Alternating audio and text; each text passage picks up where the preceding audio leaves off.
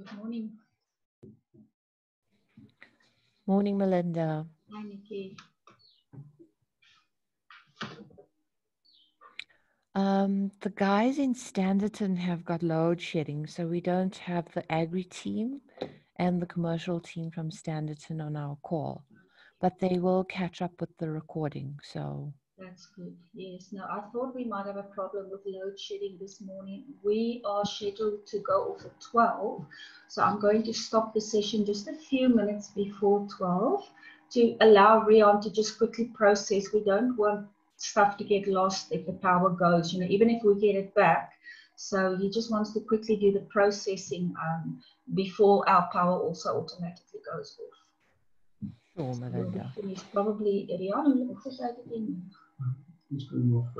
oh, so we'll stop at about 5 to 12 just to be safe on our side as well. Okay. Good. Guys, I'm not sure how many of you can hear me, but we're approaching 9:30.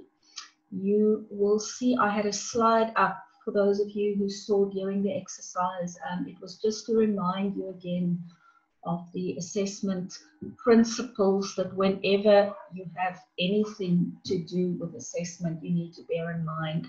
So those principles were up there as criteria this time that you have to measure each and every tool against, when you decide whether you're going to use it or not. Is this tool suitable? Is it reliable? Is it valid? So that's why that was up, just to assist you when you look at the tools in depth.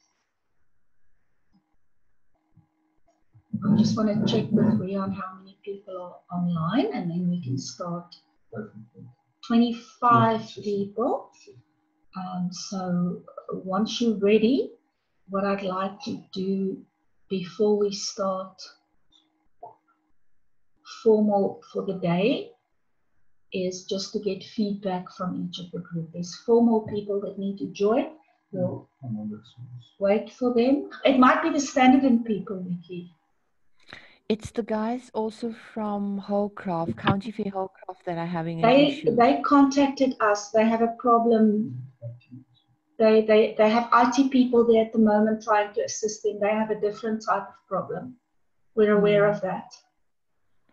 So I see there's 30. Usually we have like 33 participants. So maybe it's the Standerton guys, because it looks like everyone's on. Okay, good. Let's then start. Officially welcome everybody again.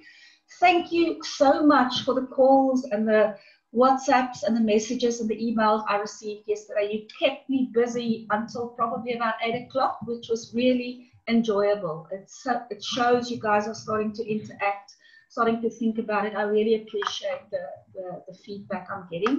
So if you hear your name this morning, it's because probably I chatted to you in one way or the other, and I'm starting to get to know you. And I'm looking forward to the small sessions when we can actually do more practical work towards our portfolios. And so this is going to be our last plenary session.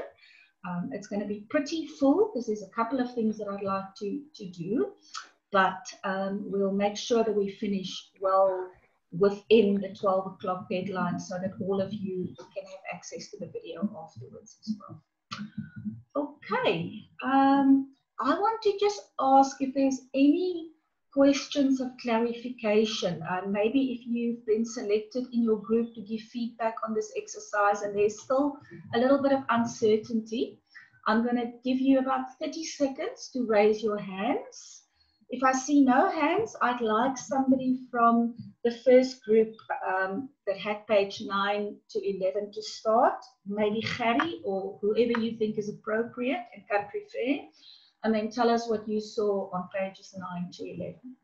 But 30 seconds first, if there's any questions. Otherwise, the first group will start. Right, Mountain Valley, there's a question from you guys. Please go ahead.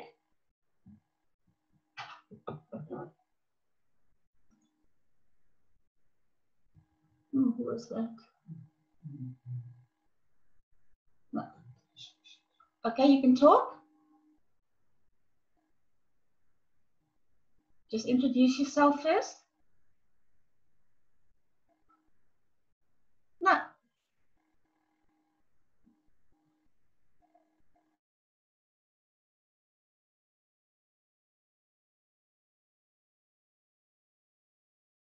There's a problem with the mic, it seems, on that side.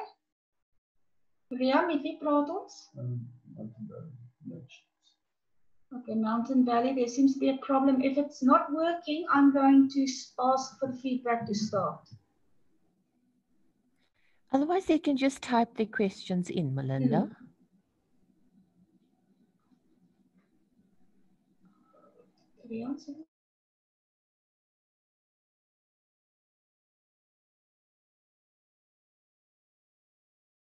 It says page 12 to 14, so I need somebody who used page 9 to 11. Maybe I see the name Harry here.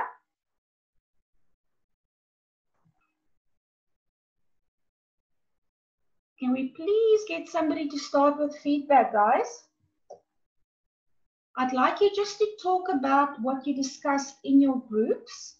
If you picked, say, the tools on page 9 to 11, tell me one that you picked, that you liked, that you thought would work, for example, on job product development, and then talk to me about what you said you were going to, how you were going to use that.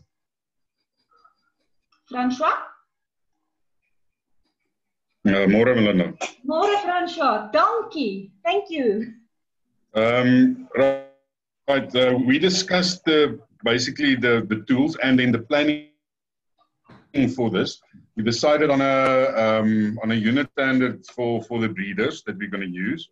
Okay. And basically, most of this will be on site, on the job observations that we're doing, and then obviously you will have to follow that up with a theory, either oral or a written questionnaire, but either a multiple choice or just something with a tick box. So it's an easily understandable and accessible way of assessing the knowledge. Absolutely. I really like what I'm hearing. Already what I was hearing there were more than one instrument.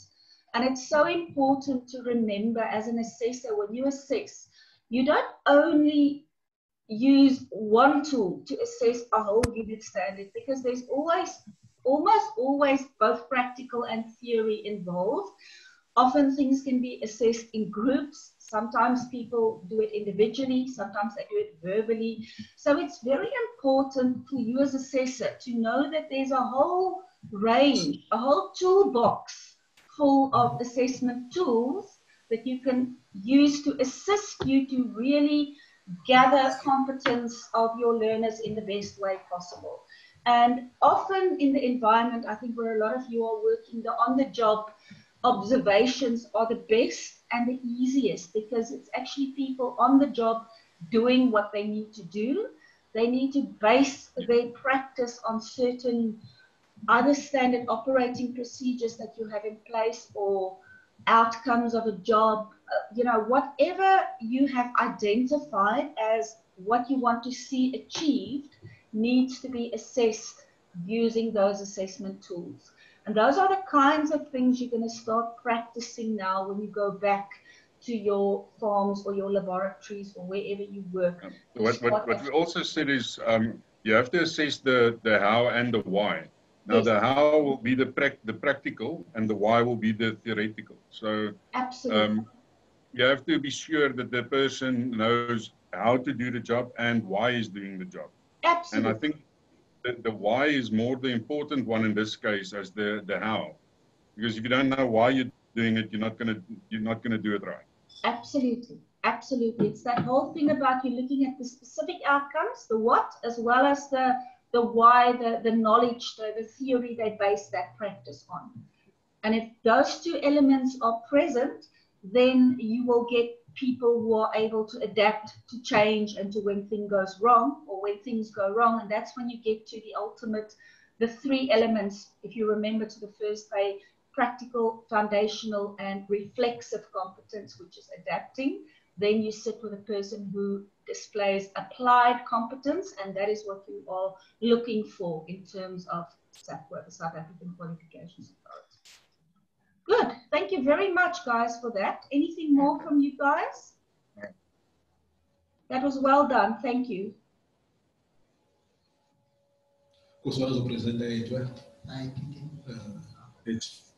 Mountain Valley, hi. Your name, please?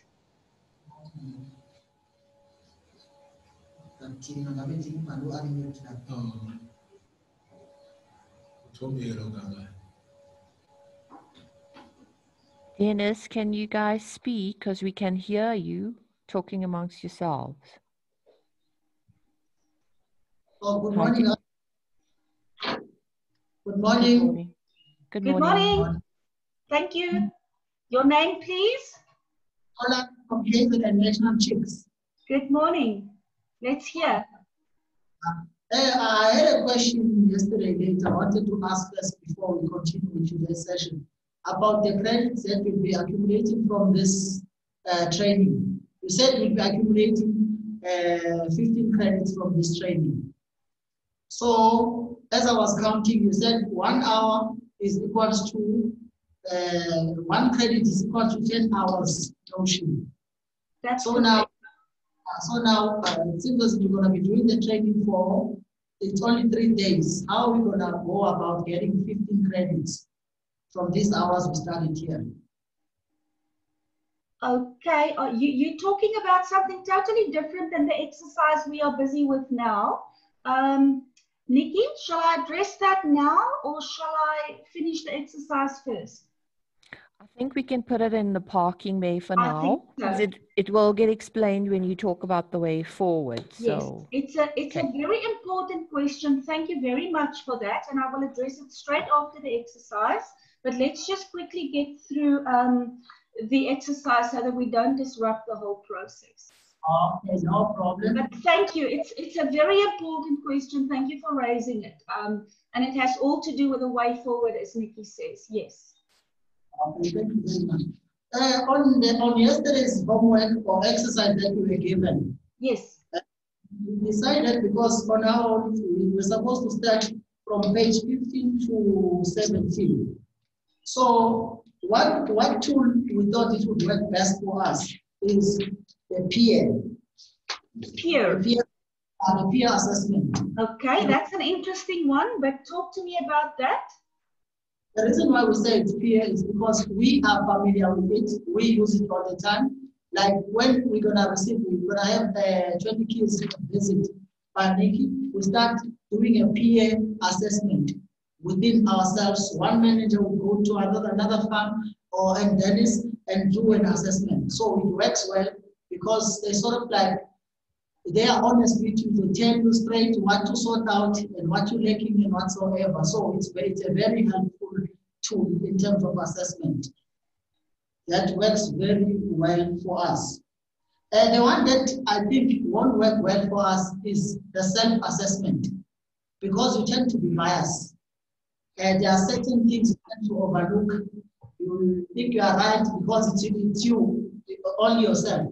It's your way or no way. So it's whatever you are doing, you think it's right because no one is there to correct you. So the last one, the one that we are familiar with it, but we do not use it a lot. It's the portfolio of evidence.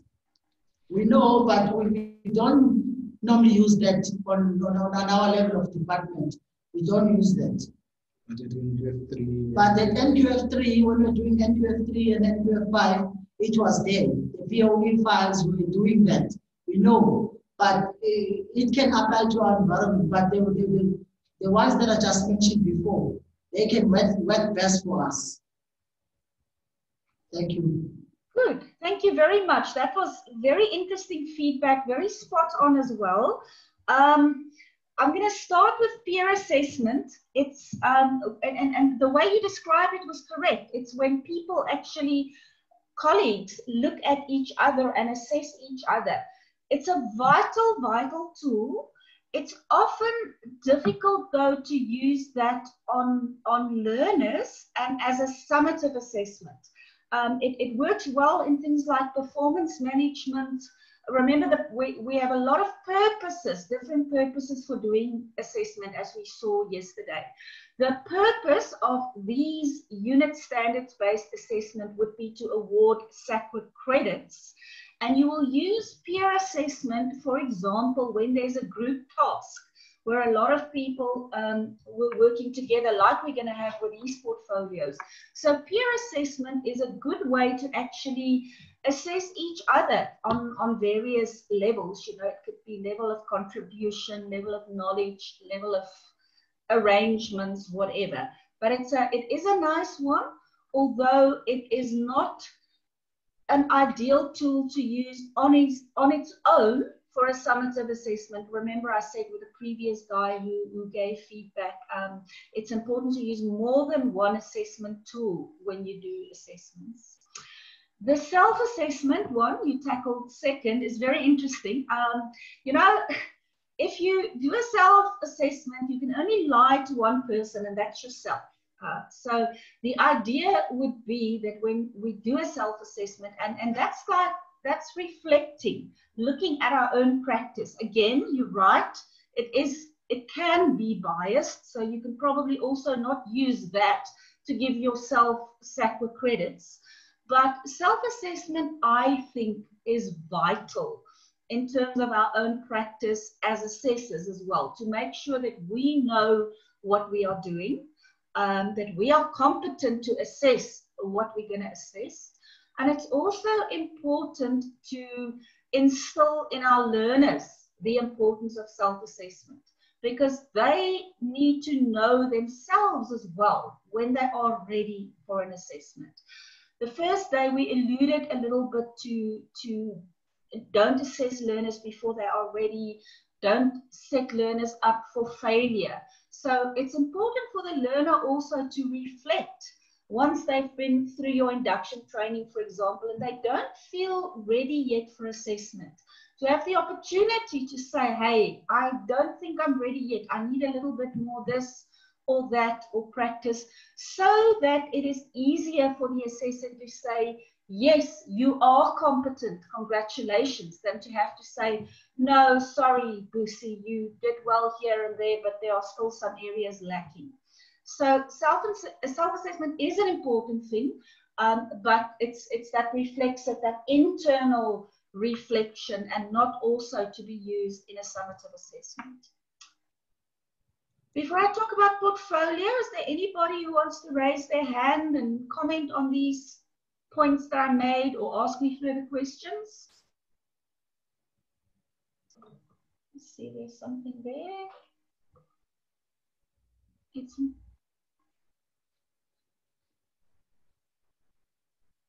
It's impossible to be biased if you evaluate the person to a set standard SOPF training. That's true. That is true, but it is still possible. We don't want bias, but you'll see in Module 5, we'll look at a little bit, we'll look at issues about decision making. And even if we do have a standard operating procedure, or we have certain criteria, there are still certain human elements that come in the way sometimes of making a proper decision of competence, and we'll look at that when we get to Module 5. But thank you for that comment. It's right to a large extent. Sorry, Rian is just getting a. Give me 1 second. No, right. Sorry. Let's carry on. Any more questions?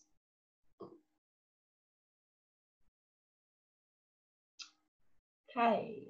Can we get somebody from the middle pages, I think that was page 12 to 14, to give some feedback?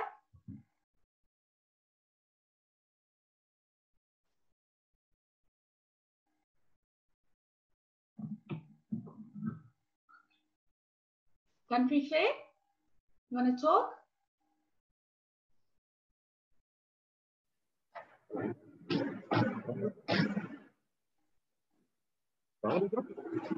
Beauty maybe, or is there somebody trying to talk? I see County Fair Epping is trying to speak, so maybe we should just give them a minute and see if they can. The sound quality is poor though. I'm also struggling. I must be sound myself. Vernon, yeah, just speak a bit louder. It's clear, but louder. Okay, morning, Melinda. Speaking to Ricardo. Sorry, your name? Ricardo. Ricardo. Ricardo, Melinda. Ricardo. Thank you. Okay, Melinda. The assessment tool that we're most likely to use from outside is restricted written responses. The reason, therefore, is due to the skill level of the staff. It allows us to cater for the entire workforce, test basic understanding of the theory, and it's reliable and easy to provide because it is run with supervision. The ones that we least likely will use as journal. The reason, therefore, is because it takes too much time to compile and to assess. It may be difficult to validate that the logbook is true and the record are to achieve or experience. We also decided that the one that we might consider using is reporting. This is because as long as it is structured report with limited entry, example, temperature reporting and monitoring, and it can be challenge the learner in a positive way. The other one is because it can be done under supervision as well. Thank you. Thank you. Thank you very much, Ricardo. That was very useful. I'd like to throw, before I talk too much further, I'd like to throw a question to the floor. Those two tools that Ricardo mentioned, the journal and the logbook, that he said wouldn't really work very well for them. I agree. But where do you think those things would serve a purpose in terms of training and assessment? Just try and think a bit. Remember, this training is not only about the here and now, but it's also if you are allowed to do other things at a later stage. So where would you traditionally be able to use a journal or a logbook, for example? Just thoughts. I'll give you a minute or two. You can use a journal, for example, if you you're doing some self-help work. Mm-hmm. So if you were to possibly go and see a psychologist or something for an issue that you may have or a habit that you want to kick, like if you're an alcoholic or a drug addict, then you can journal stuff in to show that you're actually making progress with what you've been taught in those sessions or whatever. That's where I would think of an example that comes to the top of my head. Good example. Thank you for that, Nikki. Milana, if I can also, it's Vernon. You can also use a journal if the theory is surrounding time management and stuff like that. Yes, good. Good. Maybe Alan? Hi, Melinda, good morning. Good morning. Can you talk a little bit up? Yes, can you hear me? Vaguely, but I'll try to listen and Nikki will help. Can you hear me now? Yes. Logbooks are used for artisan training. They keep a logbook for each module. Absolutely. So once you have completed the module of the steps, then you have to sign that off. The assessor will have to sign it off. So I think that is where they're talking about logbooks. It was best suited. Okay. Would I be given an opportunity to comment on a few of the assessment tools that we've chosen as a Go team? for it, please. We looked at three tools: the peer assessment, the self-assessment, and the portfolio of evidence. Now, when we rated them as a team, we found that the question, is it suitable on the peer? We said no. Reliable? We said no. Is it valid? We said no. Fair? No. But is it useful, manageable, and improving learning? We said yes. That's on peer. Then on the self, we found that it is suitable, yes. Reliable? No. Is it valid? Yes. Is it fair? No. And useful, manageable, and improving learning, yes. But the best one that we felt that would be suitable for our application would be the portfolio of evidence, because it's a lifetime learning. Now, if you look at the comments that we had on peer assessment, it's a good concept, provided that the current SOP in place supports the changes, and the changes have to be communicated to the staff. Now, if we got peer, we may have senior management, we may have people from Ross or Abidjan coming through, but sometimes the information that they bring in may not reach the staff, and if they're going to be assessing, they may be assessing the staff at a different level, right? That our SOPs have not been adjusted and communicated in time for them to understand. So it would be biased in a way. While the assessments are good to see whether there's teamwork and it's functional, it can be also daunting for the candidates, because it places undue pressure on and could impact their confidence level. Right? Therefore, before we engage with peers into assessment process, we need to ensure that the candidate will be comfortable and that the peers will be in a position to make good, sound judgment and add value to the candidate. So therefore, we felt that peer assessment will not really work in our environment. But then if you look at self-assessment, we found that it's much improved, because it allows the candidate to make a calculated self-assessment that is realistic, provided accurately done. It indicates areas where there are gaps and can be addressed. And then we also found that if you check it can check on the candidate's readiness for the assessment. If we take, for example, our risk audits, there is a self-assessment that we do twice a year. It gives us an indication of what to expect in the final assessment. It allows us to rectify problem areas, and the final assessment on risk audits is always very close to our self-assessment. So it helps also. Then we found also that self-assessment also boosts the confidence level and allows the candidate to discuss with the assessor areas of concern. The downside of this type of assessment could be overstating or understating at the level of competency. The type of assessment most definitely promotes candidate participation, which is objective of this assessment.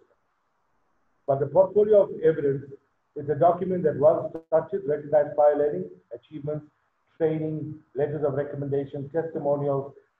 It's considered lifetime of learning. While there may be concern that the work may not be of the candidate, but when you have the interview, you can verify, is it the work of the candidate? I'll give you an example. If you've got a foreman that's been working in various departments and we need to transfer skills. So we move the foreman from one department where they excel to another department. In the new department, they may not have all the skills, but they're in the process of acquiring the skills. So in that time, when we do the assessment, it'll be evident that they're not fully competent in some of the areas. But when you look at their portfolio, they have excelled in all the other departments. So within a time frame that we can set with the development plan, we can see that foreman develop in that area and move on. That's our comment. Excellent. Thank you very much for that. I want to throw that open for discussion, please. I want to hear comments from you guys instead of me rephrasing or paraphrasing. Please comment. It was a thorough feedback. Please comment on that for me. Maybe how you see the portfolios, how you see the, what was just described. I'm going to get Rian to ask you to talk.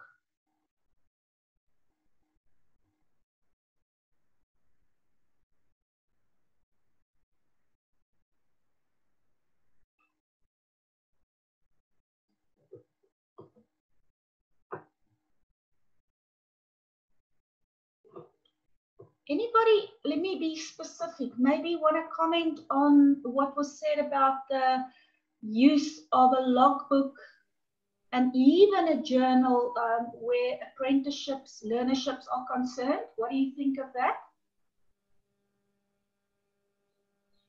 Can you ever see that happening at Ross or at Country Fair or at Festive?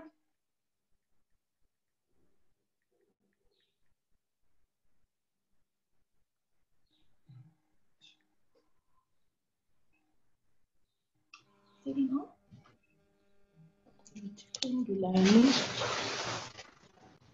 Okay. That's Ross. Ross? Good morning. Good morning. My Thank you.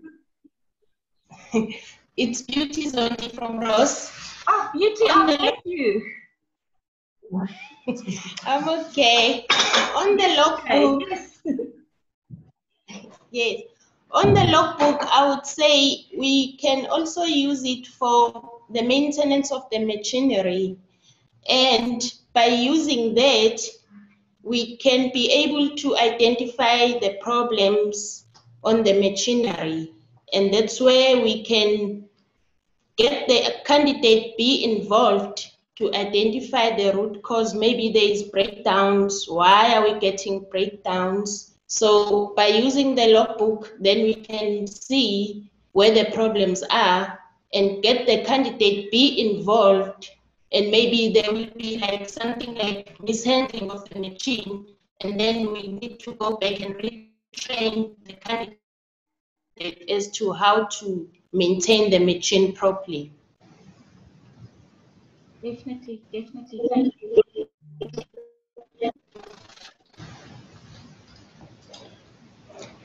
That's it from me. Okay, go.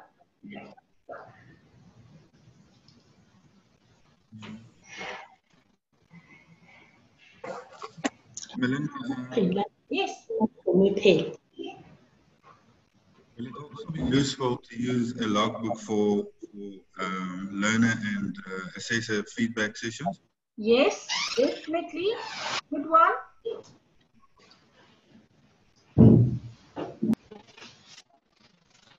Thank you. Valid comments. It's nice. You know, I'm still getting used to this new technology, so it's nice to hearing your voices. I wish I could see your faces when you speak to me.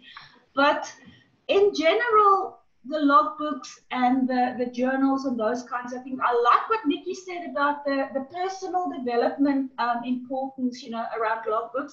But they are a journal, sorry, they are definitely useful to use in longer term training programs or maintenance on ongoing things.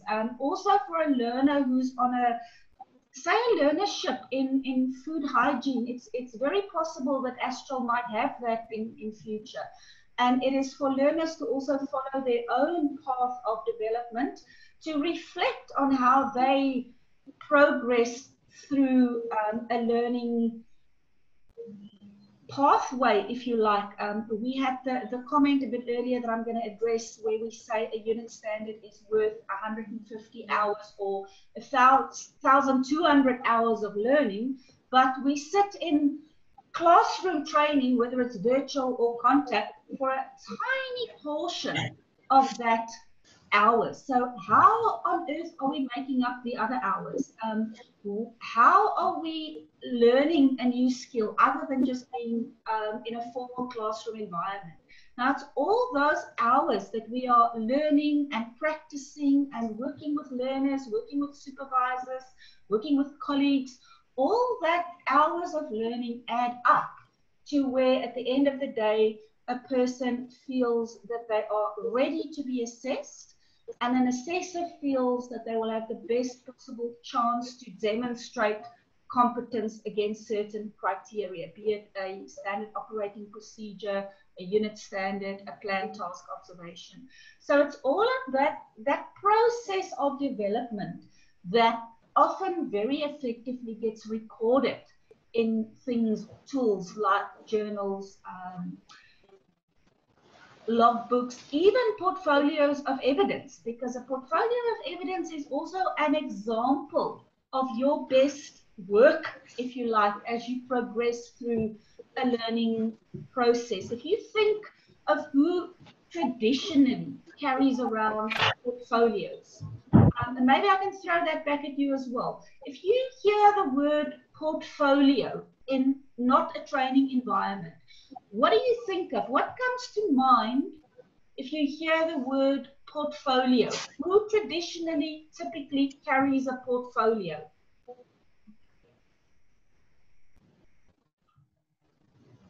Andries? Disable? Hi. Can you hear me? Yes, I can. Hello? Yes, I can hear you well. Okay. Yes, my understanding about the portfolio, it's talking about the evidence of things that you have already done. It's the portfolio of evidence of everything that you have done so far. It's tracing, actually, it's something that traces or lead you. Where are you at this present moment? Correct. Excuse me, unmute mic. The mask.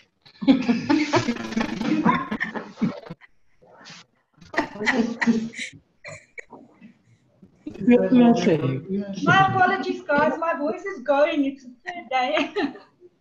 I'm listening.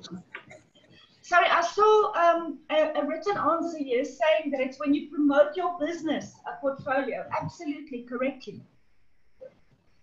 Also, people like artists, models, they carry portfolios because it's an example of their best work. Good, investment guys. Company.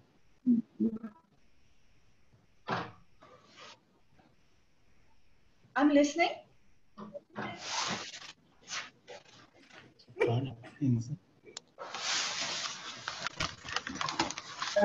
National checks. Good morning. Go ahead. Yeah, I would say, like the first December was saying, a portfolio is a compilation of evidence of what you have done. In our case, I'm gonna make an example on our case. So we've got the risk files. So everything that you have done, we file that. I can make it as, I can put it as a form of a portfolio. Because even the proof of trainings, each and every training you do, file it. So it happens that in the long run, you might need those records. If maybe, for an example, someone does something wrong or out of the training that you have done. So you need to discipline that person, and he or she is telling you, you haven't taught me this. So you could go back to your records and retrieve those records and show him that this is the training, this is your name, you signed. It's a proof. So it's an evidence, like you are saying, it's a portfolio of evidence. It is the evidence. It is where you can prove all the evidence of things you have done. Thanks. Thank you very much. Harry?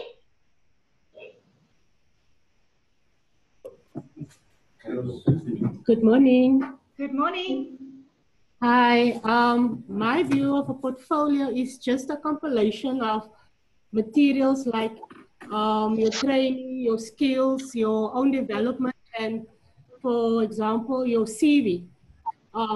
Just your personal experiences that you had.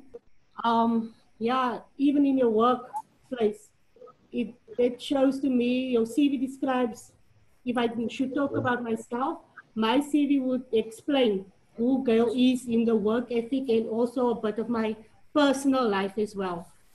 So yeah, basically.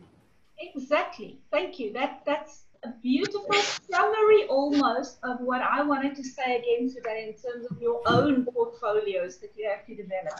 But it's definitely, it is, a portfolio is an example of the best that you can be and the best that you have achieved. That's why when you, for me, put together a portfolio of evidence, you're going to really show me how good you are at preparing learners for assessments and assessing them and giving them feedback and helping them on the way forward. So that's exactly what a portfolio is about. So it will work very well within your own environments as well for learners that are on longer term training programs. You won't necessarily put together a portfolio of evidence of a specific, a small task, but a lot of things happening together build up a portfolio that shows evidence of everything you can do as a learner. Good. Is there anything more? Otherwise, I want to take a small break and then we'll carry on. Sebo?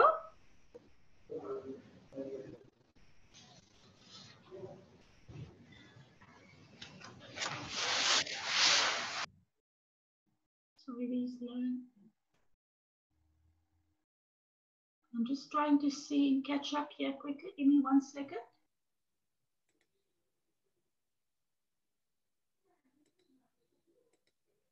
Nikki, just assist. Can you see anybody that still wants to ask anything? No, I don't Don't see think anyone. But maybe before we do the break, Melinda, the guys from Festive, maybe Reno and Nico or Yusuf, because they're very quiet. Reno?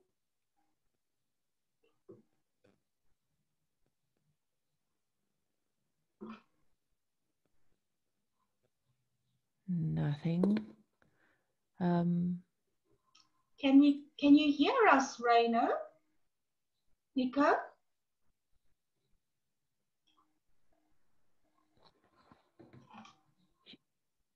I see them on here. Yusuf, are you guys there? Send me a WhatsApp. Okay, maybe we can do the... Oh, here's Reno. Reno's on now. Okay. Okay. Reno, maybe anything from what you would like to add, or something that I can clarify maybe for you guys? Or is it just very cold there? No, it is cold. Hello, everyone. Hi, good morning. Welcome. Thank you. So on the Festive side, we've got pages 9, 10, and 11. And if we look at the on-job performance, that's something that we actually do already, physical checks on the standard SOPs, and then feedback sessions from team members to explain their own understanding on the relevant SOPs. Then on the role play, also doing that currently with different chairpersons chairing a meeting. And out of that, you can also see the strengths coming through from the floor to identify possible supervisors for the future. Because some guys are shy, but that gives them opportunity to stand up and present themselves. And then on the presentation side, also presenting the KPI performances to site-specific targets, which then will lead to fishbone diagrams to analyze specific problems, to see where it starts, whether it's man, machine, method, or material. And that will then go to an action plan and then suggestion systems to continuously improve. So I think on all three these methods, we are using that. So there's not one that we can push aside and say we're not going to use that. So yeah, that's our understanding. Good, good. Thank you. Thank you very much for that. And Melinda, can you guys see? Sorry, Melinda. One second. The guys, Yusuf at Festive, he says for some reason they are not able to raise their hand or send a message. So maybe can you ask Rian to just see if he can unmute them? I'll tell you what the name would be just so we can see what's going on there.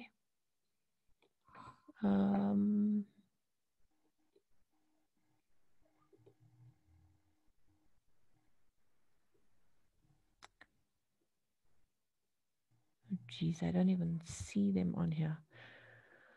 Okay, maybe it's under. I can send you a WhatsApp. Okay, I've got it. I'll send it to you, and then you can share it with Rian. Okay. Perfect. Okay. Thank you, Melinda. All right. Can I ask that we take a 10-minute break? I would like you guys to also use maybe the first 5 minutes to make sure that you've signed all the attendance registers for all three these meetings. From our side, the CETA is going to be very strict with us. They don't know themselves yet exactly how to handle this online training, so they're asking for a lot of weird things. I want to make sure that we can provide them with as much as possible, and for some reason they are very worried about attendance registers, even though it's virtual training. So if you can please make sure that you've all signed registers for all 3 of these plenary sessions. I will forward you further documentation if they want us to send out more stuff to you. But for now, if I can just get proper records of everybody that attended this initial training, and then we'll do the same when we carry on with the smaller groups over the next couple of weeks. Okay. Melinda, can I just add to what you've just said? So the guys, I've sent you an email this morning, just electing someone from your team that will be liaising with Melinda. So would that person on that email please make sure that everyone in your group signs the attendance registers and sends them to Melinda?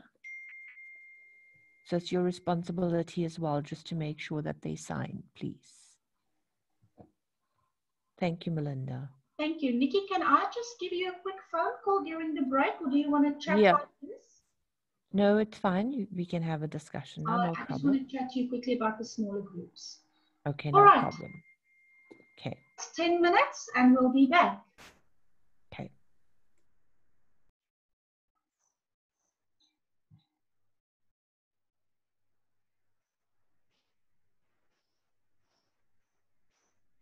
Ria, how many people are back? All of them. Okay. Alan, you want to say something?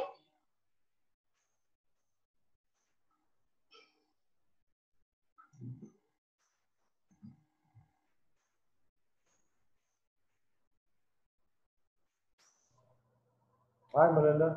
Hello, is it Alan? Yes. Yes, Alan. Oh, no, we didn't have any comments. We're just waiting for you to start the session. Oh, okay. Thank you. Let's start the session. I'm dying to try and communicate. I'm looking forward to the small groups that we're going to have.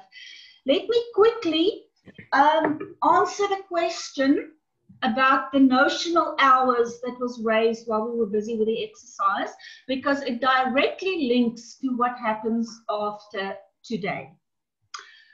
Remember when I said to you that this assessor unit standard that you are achieving at the moment, that you are learning towards, is worth 15 SAQA credits, SAQA standing for South African Qualifications Authority. And the 15 credits, the way they work it out is that if you are a learner who don't know anything about assessment, it will take you roughly 150 hours, notional hours, to become a competent assessor. Now, those hours are made up of all the time the average learner who knows nothing will spend. Now you can hear it's not very easy to measure that, you know, who is the average learner? Who of us really as an adult is a blank slate, who've never ever been exposed to anything to do with assessment or testing, either as a learner or as a teacher or as a spectator at sports, it doesn't matter. So it's almost a bit of a thumbs up, this notion of notional hours. But it basically means that classroom training is only a small part of becoming competent. And an earlier colleague mentioned the why are we doing things and how are we doing things. Sometimes it takes us a lot longer to understand and to learn why we're doing things than just how to do task A, B, and C. So that's where the notional hours come in. After today, we're going to all take some time, probably a week or so, literally just starting to internalize what was said during these 3 sessions and what is in the 7 modules in the training material that you've received. So you're going to spend time just reading through it, thinking through some of the concepts, discussing it maybe with your colleagues at work, maybe with your family at home, maybe with your supervisor, literally just getting to understand and to get used to the terminology and the language that I speak here and that you read in your files. So that all takes a bit of time. And nobody, please, is going to expect you to fill in a timesheet for every hour or minute that you spend thinking about this, but that all adds up. Yeah, and please don't try and work it out in real hours. You'll drive yourself nuts, and me. But you're going to start practicing to become an assessor. And all the things that you have to do, starting to look at the unit standards that Nikki sent you last night, trying to fit that into what you are actually supposed to do, working on your portfolio, recording your results, feedback to your learners, all of that adds up. And the idea then is that theoretically, if you were the average learner, knowing nothing about assessment, you would have spent about 150 hours learning this new skill.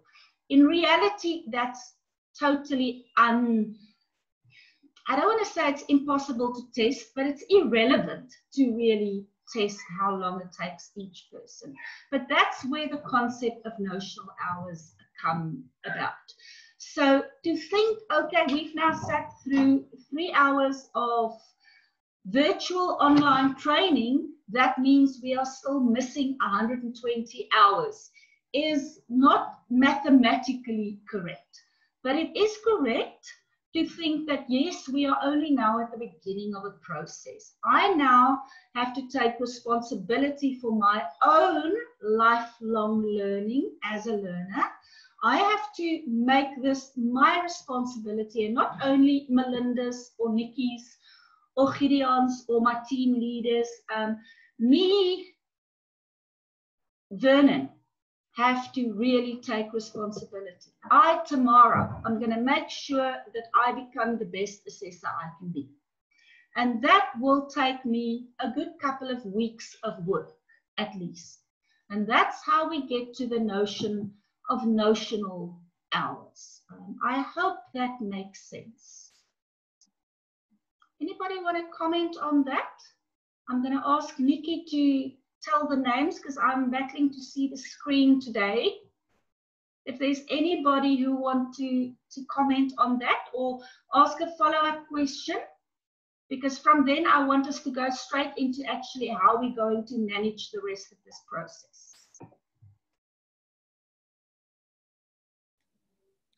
Melinda, there isn't any hands up, and I don't see any questions. No, nothing's on. Maybe comments from you on the whole thing, and then we can move straight into actually dividing up the groups, and then I will do the rest of the day. Okay, so what I did is I elected a group leader for each of the groups that are represented on the training. I have sent them an email this morning just to notify them that they will be the group leader. So just for the purpose of this meeting, I will share with you who I've selected. So County Fair Broilers would be Harry and Madeleine. The breeder team would be Francois Pretorius. In commercial, Vernon would represent Epping, William for Howcraft. Under festive, the broilers would be Nico. The breeders would be Johan de Prier and Ina, and commercial will be Andries and Abigail. Goldie broilers would be Dougie. The breeders would be Pure. Commercial would be Lynn Holiday. KZN National Chicks is Dennis for the breeders. Mountain Valley would be Duncan. National Chicks Gauteng would be Alan. Ross, I just put Beauty in charge of the entire Ross. I'm not sure, maybe Tamara and Disebo, I can just add you on for your regions as well. So if you're going to work in smaller groups, it would be easier. I think I will do that and send you my email as well. And then for the meadow team would comprise of the feed molds. Jackie from Cal would join them, and maybe we'd put the Astral team with them as well. So Obed, Jacques, and myself can join the Meadow team as well. But having said this, what is the role then, or how are we going to go forward? So Melinda's already said that there will be individual group work. So what we've decided is from now until the 16th of September, that gives you 2 weeks, you can go through the material, you can start setting up your portfolio of evidence, you can get your assessment plan drawn up, choose a unit standard, identify some learners, you can have a draft working document, okay, in your groups, working together in these groups. So the group leader would schedule these group sessions and make sure everyone is on board in these groups. Please don't forget to include the guys from Pakiza that are also part of your teams, okay? So within those 2 weeks, by the 16th of September, the group leaders would have contacted Melinda and made an appointment to have a smaller working group session with her. So you can decide whether you want this group session to be via Zoom, whether you want to do a telecon, whatever suits you best, or maybe a WhatsApp call, depending on where you are, how easy you have access to technology as well. So from the 16th of September, you will schedule working groups with her. She will assess what you're doing. She will guide you. She will coach you. You can also identify one-on-one sessions within that group that you may want to have with her. And then that brings us to maybe the 15th of October. We said we'll give ourselves like 7 weeks to actually get this portfolio done with her assistance in these groups. And then by the 19th of October, we should be ready to actually submit these portfolios. So the logistics of how these portfolios would be delivered to Melinda, I think we'll have to discuss that further. I will liaise with the groups and the HR team, and we can see which is the best way to get the portfolios to Melinda in that week. So you've got until the 19th of October to get these portfolios done. Melinda, I don't think I've missed out on anything. Have I discussed the entire process? Thank you, Nikki. That was very comprehensive. And I would just like to add, I really would like us to all have certificates by the end of November. So that gives us almost a month from October to November to assess and to get the external moderation done. And I can tell you from recent experience, a month is very, very short in CETA terms. So I'm hoping that I can have some of these portfolios already before October. Look, there's no official cutoff line that says if you don't do it by the 19th, I will keep on working with your portfolios, but I'd like to have the majority of the project finished by year end. And as we go at the moment, the CETA needs at least, it seems, 8 weeks. They are swamped and they're not sure how to deal with online training assessments themselves. So we have to factor that in as well. But I work now, over 100 of you are quite a lot, but I'm going to try my level best. Once I'm happy with your portfolio, if I haven't sent it back to you, I'm going to get your results to you within 5 working days, if that is humanly possible to me. But that will mean it's good if I don't get 114 on the 19th of October. So let's aim to get it done by then. I'm going to spend a lot of time in the small sessions just explaining little things that are still unclear. Nikki sent you the 2 unit standards yesterday. And the idea is to, when we start working in our small groups, we're going to really try and contextualize a little bit of that unit standard to the specific induction training that you are doing where you're sitting, whether it be in Ross or KZN or Country Fair. I'm just looking here. One of them are talking about, the first unit standards title is Operate and Support Food Safety, one of the 2. It's about food safety.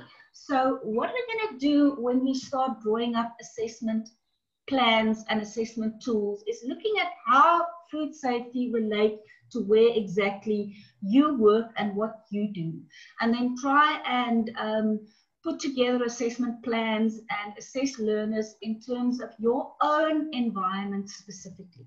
So we're going to really try and make it as specific to what you're doing as possible, while still fitting into the 2 unit standards that was selected to be the official Astral induction unit standards.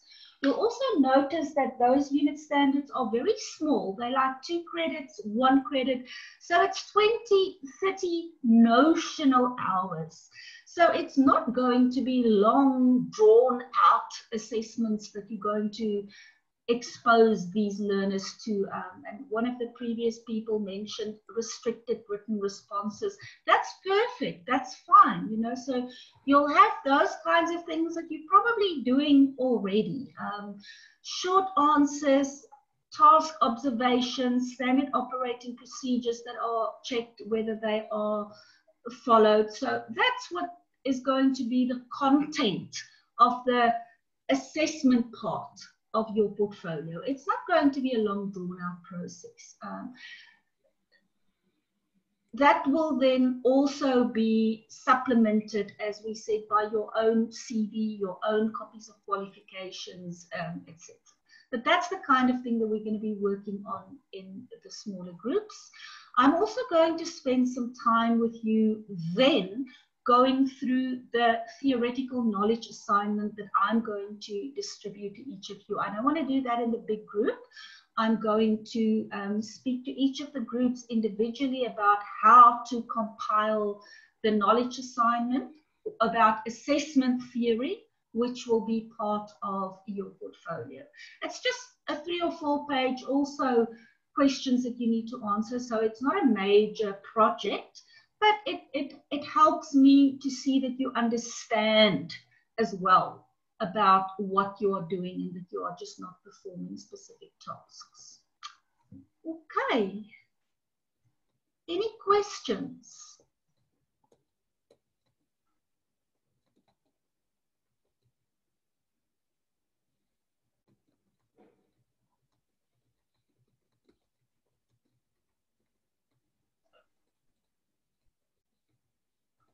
I see somebody here is asking Nikki to send a mail with all the details. Nikki and I can work on something. Nikki did send you all the groups of the group leaders yesterday. Nikki, I don't know if you want to comment further on that.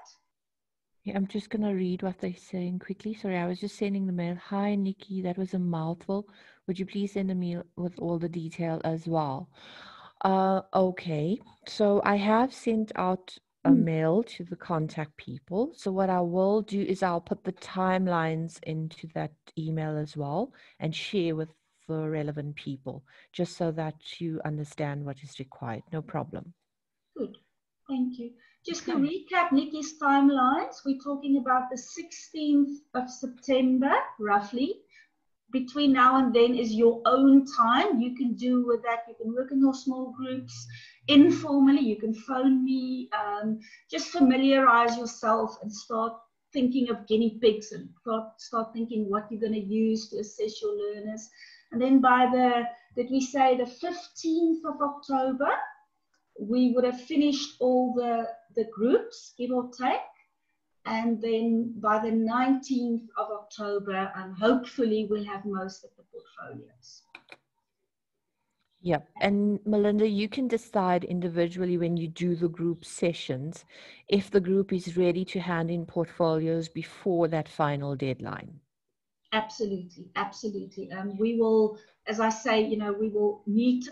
We haven't set, say, 2 or 3 meetings per group. We'll work with you as much or as little as it is needed. So it's not to say you're only going to have 1 session or 1 hour session with me. We will, I will rely first of all on the contact people who contact me. Obviously, you will get together as a little group without me before at that time, I would presume. And then, yeah, we'll treat each group as a little group in itself. I'm also going to divide your portfolios into those groups. I'm not going to hand to the seat 114 portfolios and say this was one group. They might not survive the shock. So we'll divide them up into the small groups, and according to the CETA, it will be all these different groups that were trained. That is why it's going to be important to also keep record of when those small groups meet, but I will speak to the coordinators about that individually. Okay. Are there any questions from anybody? Maybe Melinda? Is everyone clear? Okay. Nobody fainted. Let me just check. Are you still all alive? It's not. That's the worst part about electronic stuff. You can't see them. So even if they fainted, you're not going to know. To switch me off. I cannot stand looking at myself a second longer. I want to see my learners now. So we'll work that out. But it's you know, I must just say, I am very proud of this 113 odd people. It's tough, and I'm sure for most of you, it's a first as well. It is, at least you guys are there in small groups. I'm sitting here talking to a computer, and it's taken me a couple of days to get used to it.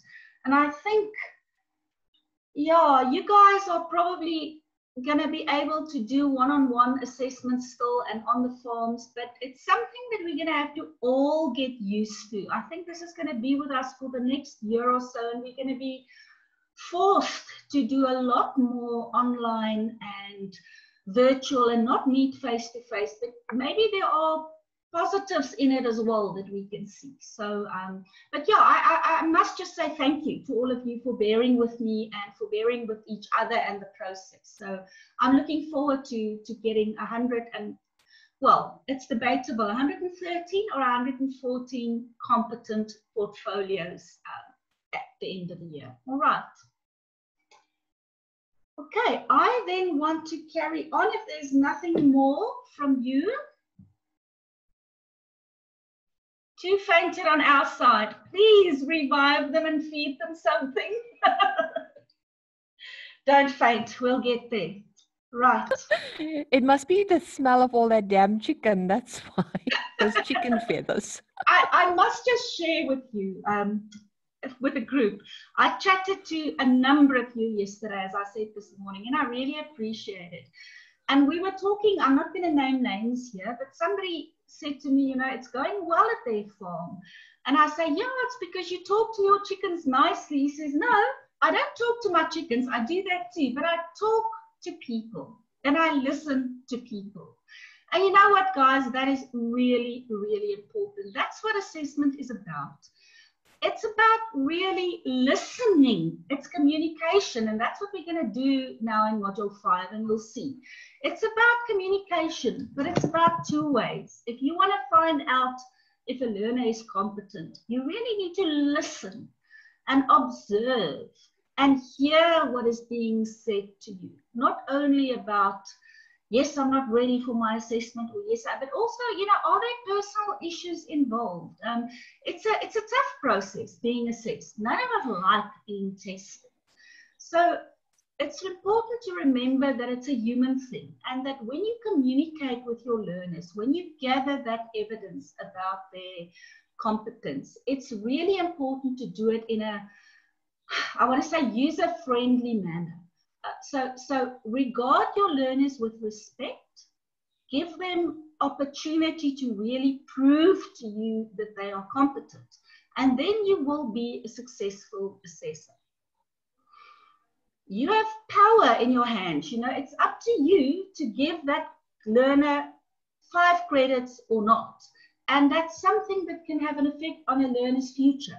So I want you to remember, and also as we now go into the final bit of the training this morning, to remember that you're actually having power bestowed on you by being allowed to become a registered assessor. It becomes your responsibility to make sure that the learners you've trained are competent to do what Astral expects them to do.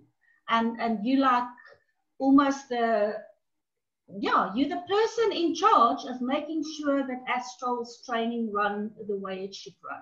And I think that's a responsibility that you don't need to take lightly. You need to respect that and yeah, be the best assessor you can be. How's that? Okay.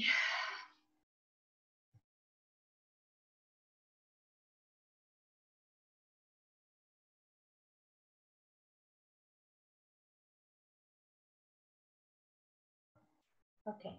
Sorry, guys. I just got reminded about a question that I got asked yesterday afternoon that I quickly want to discuss with you. It says, can I use these points towards my CPD at the South African Vet Council? And I think, I must be honest, I hadn't had a chance to follow that up with the council, but I do think it is possible. Many of the professional councils have a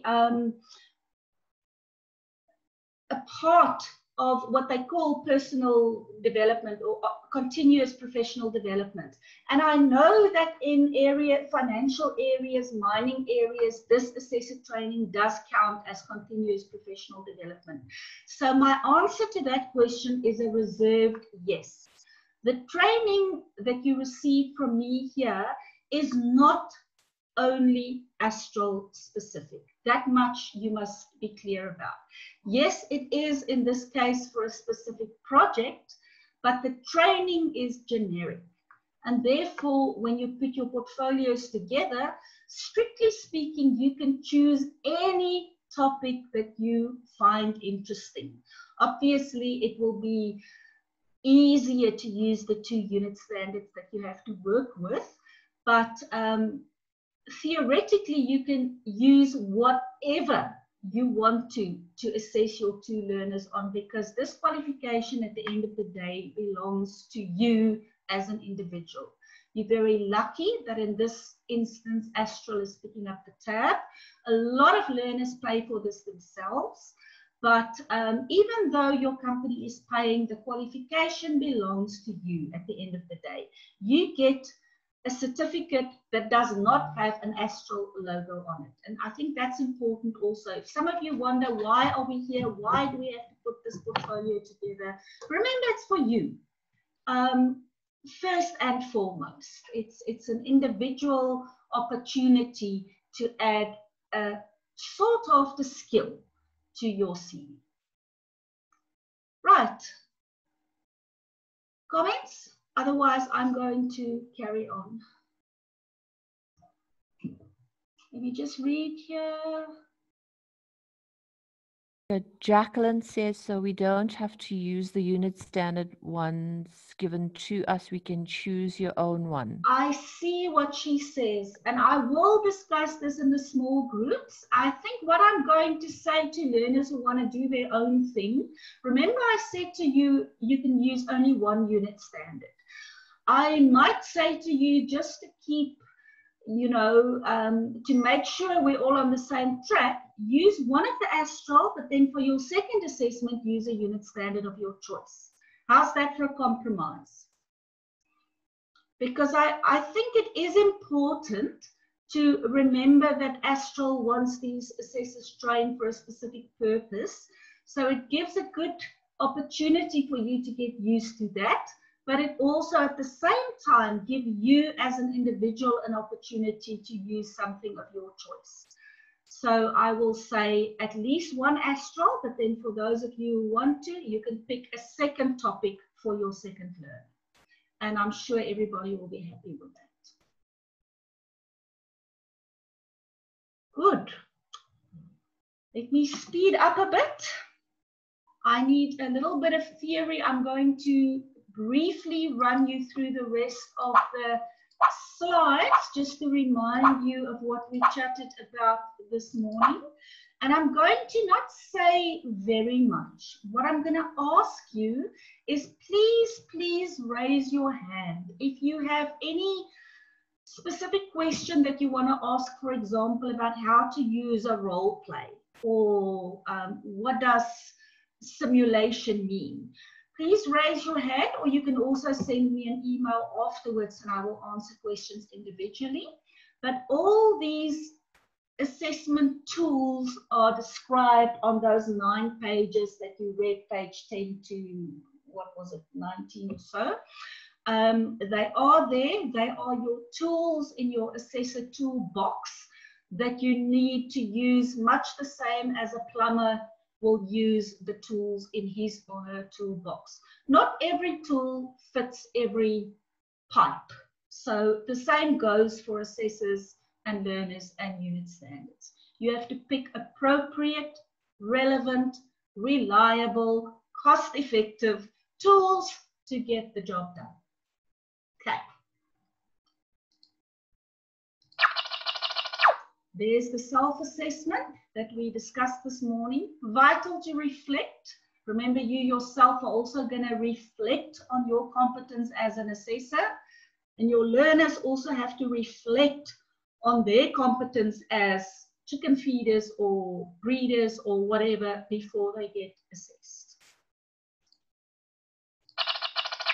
There we have the peer assessment, where we say is a good thing, for example, if you work together in your groups afterwards now in your portfolios, to say to me, Melinda or Tamara, this one didn't really do what they're supposed to do, and then we can make sure that we have a one-on-one session with them where we'll interview them in the nicest way possible and make sure that they actually did do their bit to deserve their unit standard at the end of the day.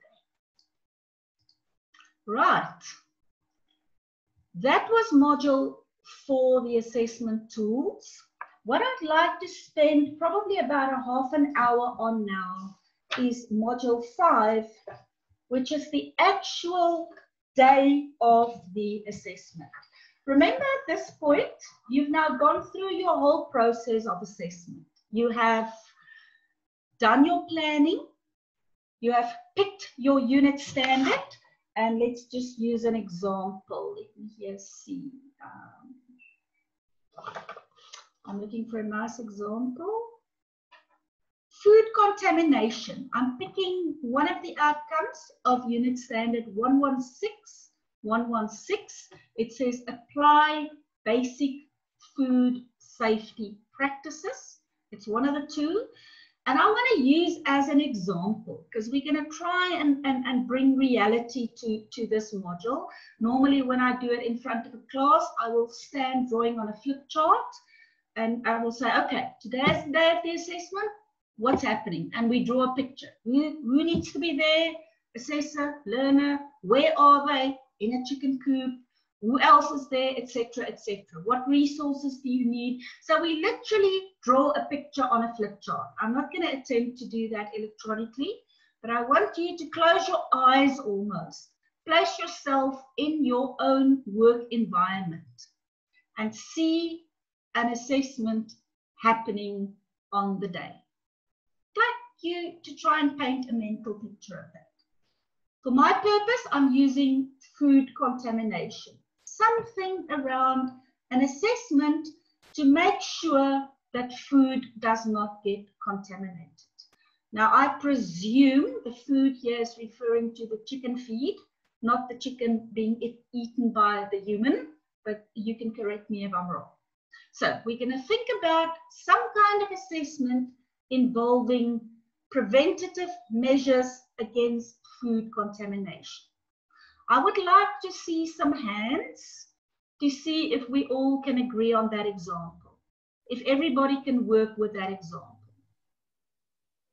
If you cannot work with that example, right, okay.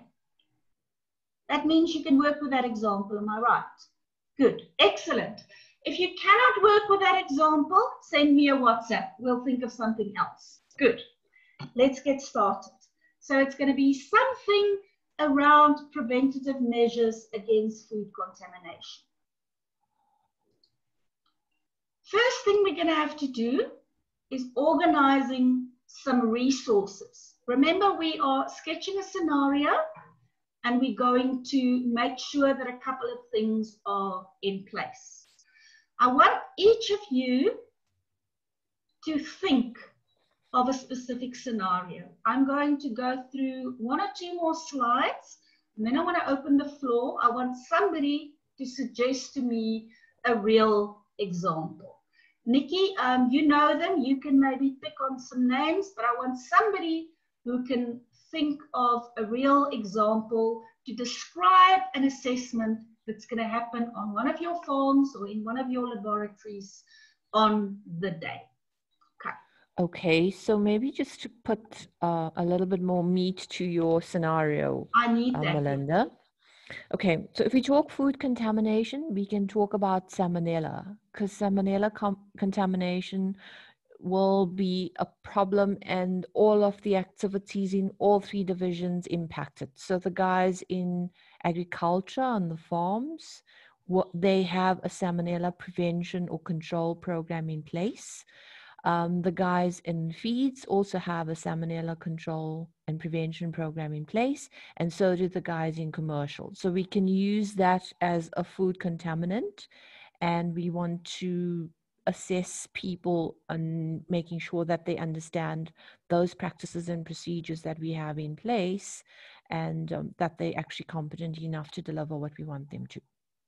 So I will choose people for you. So that's the scenario. So all 3 divisions are talking about the same thing here. Absolutely. Thank you for Nikki. And I'm also starting to understand a little bit better how the different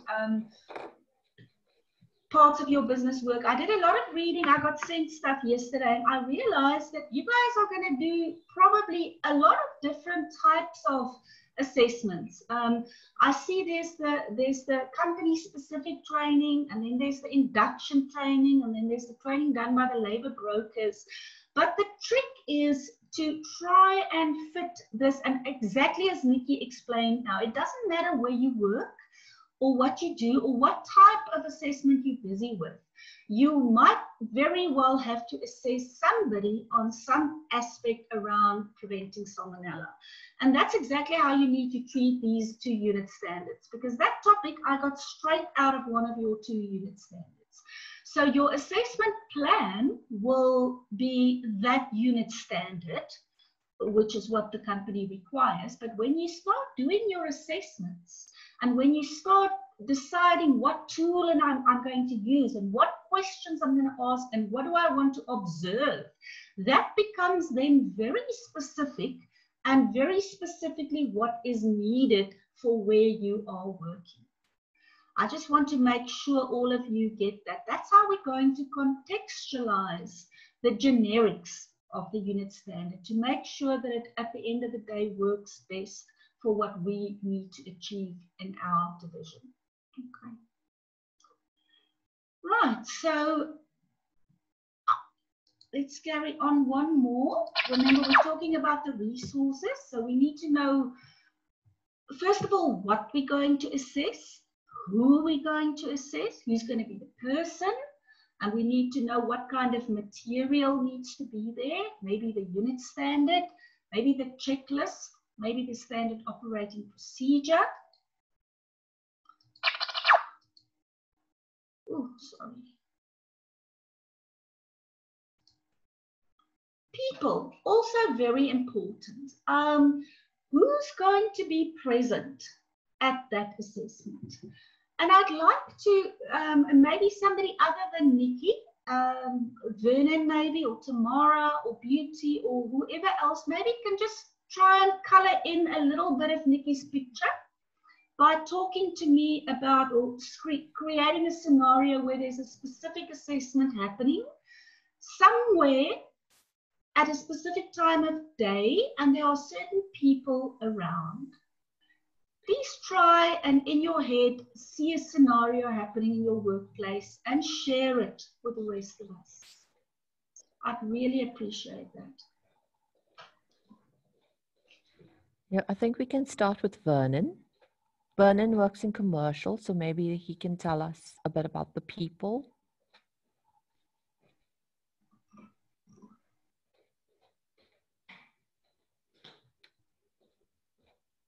Vernon, who typically will you assess? Think of a name, a specific person that you can think of that you might want to assess. Anybody, Vernon or anybody. Think of one of your learners that you might have put through induction training recently. I just want us to try and sketch a scenario in our heads. Vernon, are you there? Okay, then maybe we can choose someone from what about Andre? Andres is in commercial, hey? Yeah, he can also maybe answer. Andre? Andres? Because he's in commercial. Or Abigail? Abigail's not on here. Okay, let's try someone from one of the farms. Yeah. We can try someone from one of the farms. Let's just try. Joseph is not answering. Nikki, can you hear me? Yes, I can hear you now. There's Vernon. He's on. Thank you, Great. Vernon. If you can think of Yeah, a we were muted. scenario. Yeah, so if you think about induction training on processing plants, there's a lot of planning that goes into that regarding people, because you can't bring the operation to standstill. So we will identify a group or a training date, and then the allowed people. Currently with COVID, we can't have a full training center, but we'll open up to the managers and say, okay, we want this line, how many can you make available for us for this training? And then we combine certain departments. If it's not COVID, but in current COVID, we only use one department at a time. Vernon, currently, how do you do that? How do you record that process of contacting people and making sure that if you're working in what is normally a working area, that there's no disruption to production? How do you go about to make that happen?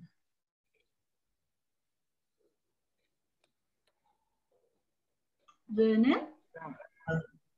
Once the planning is done by the quality staff, then they will tell us what people still need to come for the training. And based on operational restrictions, we will then identify the people that is available and that will send at certain times of the day. Vernon, you're just fading a bit.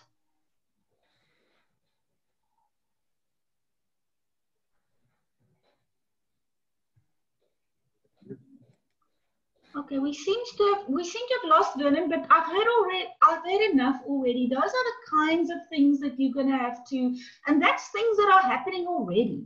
Somebody plans, and remember I mentioned to you that a lot of these things are roles that are in any case performed by somebody in the company already, a quality assurance person or a HR person. So it's for the purposes of awarding these credits, they will just be called the assessor now. But in reality, they're doing these things in any case. They're doing assessments for other reasons. And that's why it's okay to use what you learn in this training.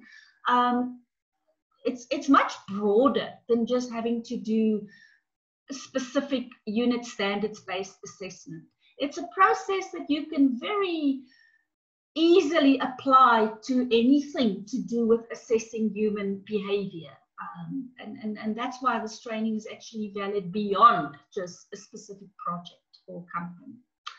But all right, so we've heard a little bit about how the organizing process will happen, and we can now carry on. We know that there will be certain people there. The assessor will be there, the learner will be there, maybe somebody from quality assurance that needs to perform a specific on-site moderation might be there or might not. If you are unionized, there might be a union member present or not. But there will be certain people directly involved in the process. Most importantly, of course, the learner and the assessor. There will certain documents be in place, paperwork, because remember, this have to be recorded and reported on, and feedback given to various parties. There will also be specific tools and equipment that is necessary to perform this assessment. And there might be general production or chickens running around going on because it's a working farm. That is also acceptable, and it is preferable almost, because remember, after all, this is called workplace assessment. So it is assessment right there on the job where you work. It is not always in a training room or in a simulated environment.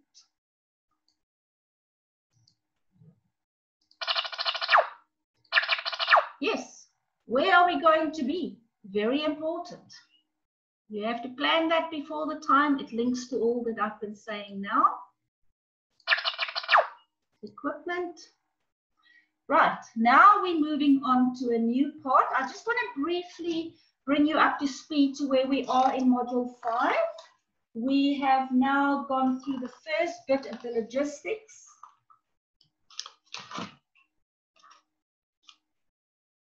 And we are talking about around page 6, 7 of Module 5, but you can still just listen to me. Remember, I said to you earlier, it's about people. We are assessing people. We are not assessing chickens. So we are supposed to treat people and learners with the utmost respect, and that is why a big part of this training says an assessor should be a good communicator. And one of the things, here comes another exam tip. One of the things I'm going to ask you when I interview you later about your portfolios is, why do you think an assessor needs to be a good communicator? And remember, communication is not one way, it's two-way. It's talking, but also listening and encouraging and asking questions, not just barking instructions. It's important to be a good communicator when you do an assessment.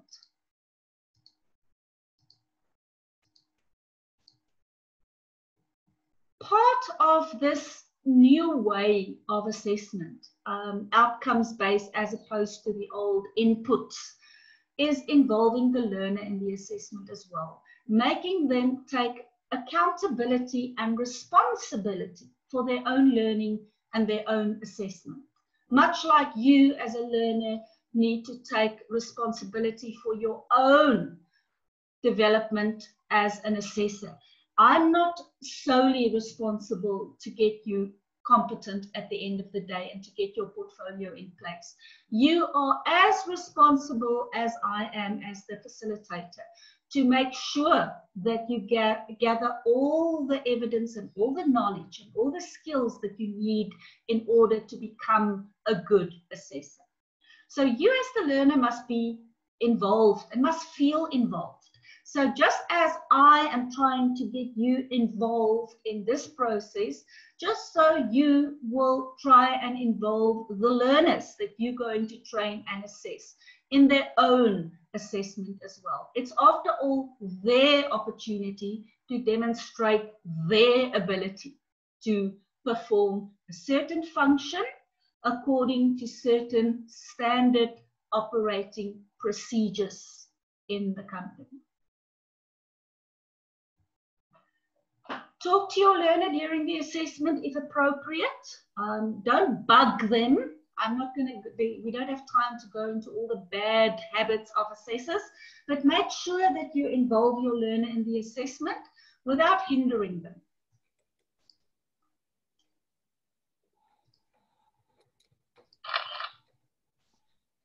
Right. After the assessment comes the point where you now need to decide enough is enough.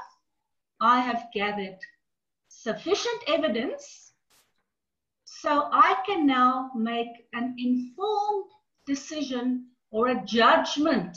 You'll see the terminology is actually quite legalese if you look at some of it.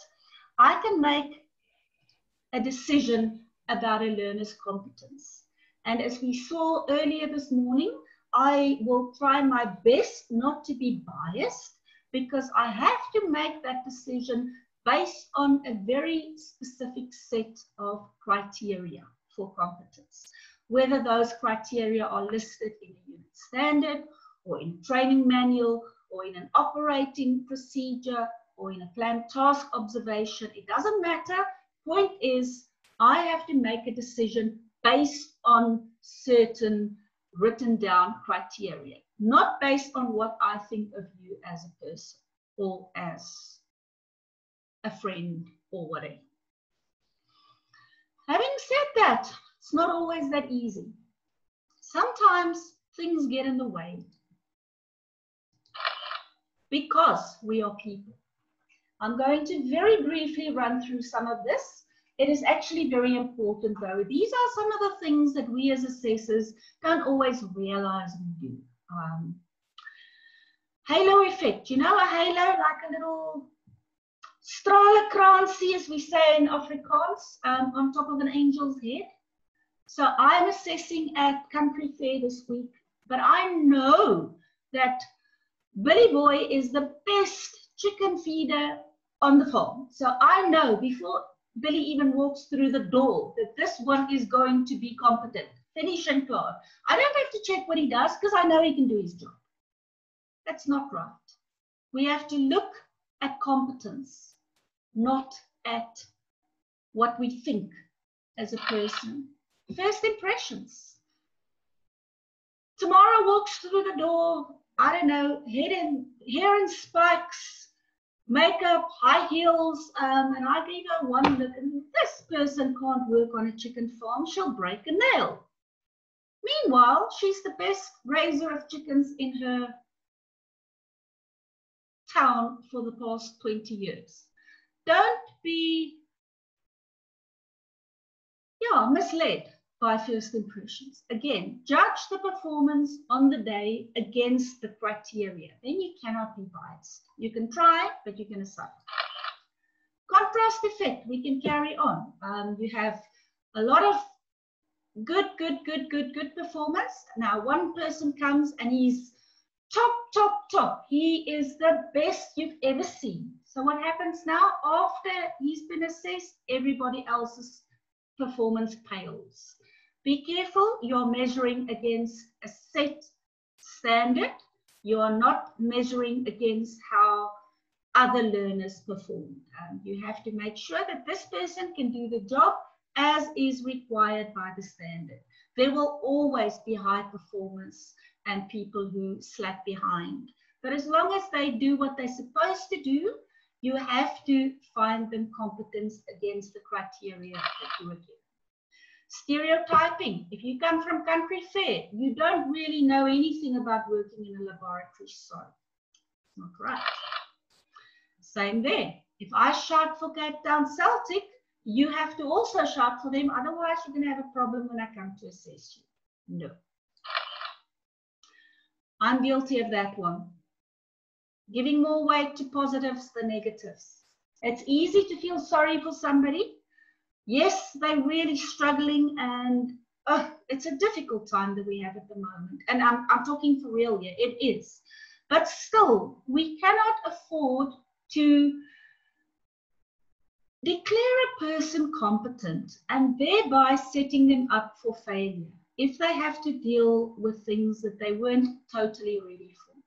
So make sure that when we do assessments, we don't feel sorry for people or feel too much empathy and say, oh, but I'm sure they'll catch up, and then forget about the things or choose to ignore the things that are not yet quite up to standard. That one is a long story to it. It basically says that if you're being assessed, you're being watched. And all of us, when we know we're being watched, our performance might change a little bit, whether it's because we're nervous or whether it's because we want to put our best foot forward. And tomorrow we go and take every shortcut we can, because we can. We've done the job for 30 years. Make sure that you, as assessor, judge the performance as just that. When you assess a person, you are actually observing a performance. You're not really observing that person totally in his normal work environment. Even if you are, he knows or she knows she's being assessed. Otherwise, you're stalking them, and that's also not allowed in terms of principles of assessment. You can't assess a person without telling them.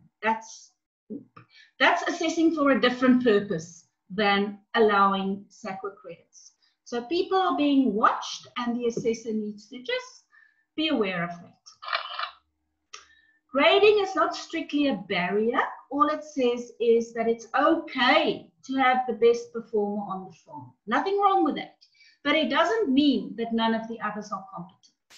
And that's important to remember. Okay. I'd like us to do a quick little exercise. I'm going to point you to the page in the file. It is on page 12 of module 5. This is an individual exercise. I do not want any comment or feedback, not even amongst your groups. This is not a group exercise.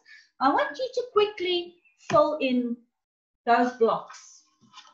It says human relations self-checked, and then there's a lot of blocks you can either check or not. The key word here is consistently. Not most of the time or some of the time, all the time. If you can truly say all the time, do I do these things? Take 5 minutes, maybe 3 minutes even. See how many of those blocks you can tick, and you can score yourself after the session. Go for it. Rian, you'll time me.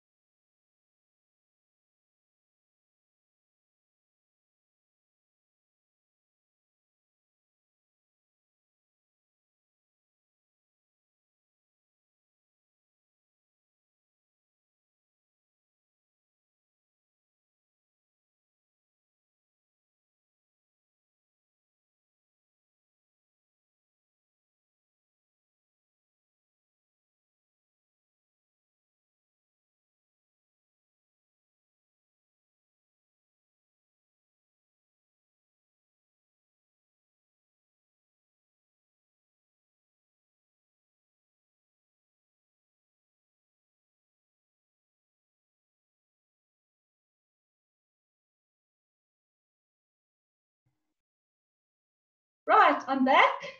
Trust you've all done your little exercise and you feel very good about yourselves. Oh dear, Melinda, not at all, hey? It's shocking to think what a shitty Nikki, person I am. remember the house rules? I'm not going to share everything, but it's shocking when you look at these things, yeah. Yeah, no, it's actually a very powerful little management tool. The guy who I learned everything, yeah, my mentor found that somewhere, and he, over the years, used it very effectively for many, many reasons. But it's sometimes good to just, you know, have a look at ourselves as human beings. And nobody is perfect, rest assured. If you tick all those blocks, I would venture to say that you have done a poor self-assessment. Anyway. You have to question your integrity block. Hey? I hear the word sociopath being whispered from somebody. Okay. Giving feedback.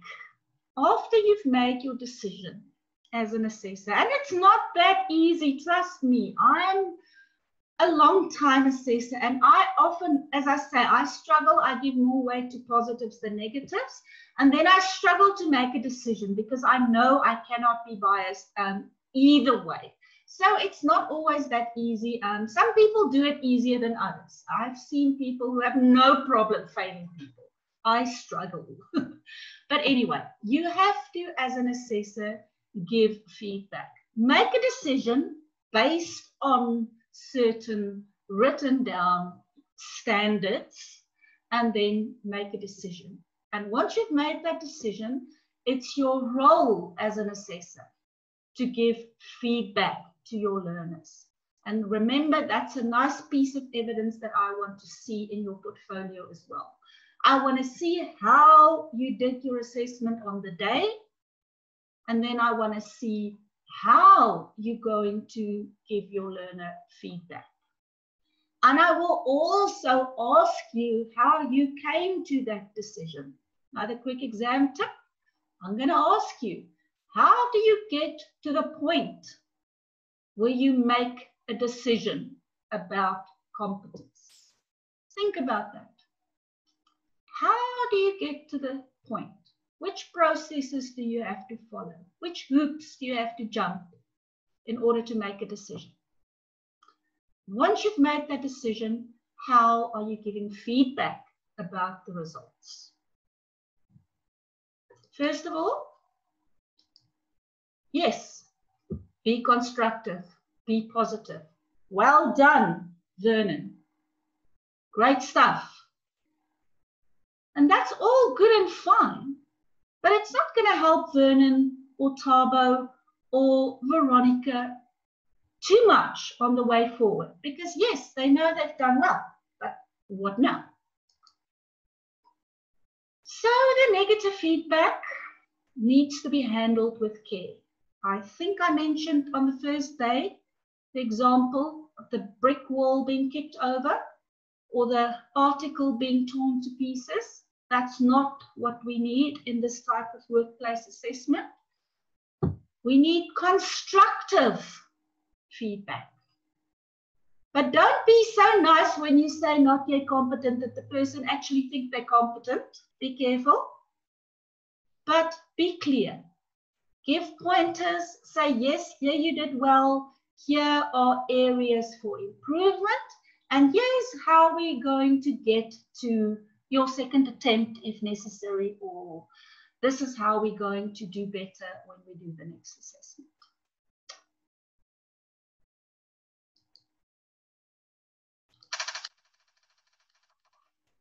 Once you've given the feedback and you have found the person not yet competent, you as an assessor has a responsibility to, together with that learner, find out what was wrong, why a person didn't perform optimally. Often there are other issues involved as well, and this is why the human issue comes into play as well. It's not always only a training problem, and I don't want to go into too much detail here, but it's something that when you go back with your, as SACWA calls it, work integrated learning, where you're going to now practice and assess learners and put together your portfolio, that you have to think about. Why are learners not performing up to standard? What is the real reason? And how are we going to solve it? What are the possible things we can do in order to solve these problems? And what will work? It doesn't always just help to say to a person, go for more training or spend more time practicing the skill if there is simply not opportunity to do that. Work out how you're going to actually solve the problem. And develop a strategy means communicate with your learner and maybe with a supervisor. There might have to be other people involved in a strategy, especially if you're looking at longer term learners and longer term employers. All these things aren't always so easy when you have learners for 2 or 3 days and you might not see them again. But as far as possible, make sure that you know how to get a person to the point where they can actually show competence. Yeah, as I say, it's not always easy to make it happen. You don't always, as an assessor, have control over it, but at least you can refer them to the right person or to the right department to make sure that the problem is addressed. When possible, if possible, check to see if it was successful. Right, that's module 5. Are there any questions before I go to the last little bit of theory? Can I see any hands if necessary or any written questions?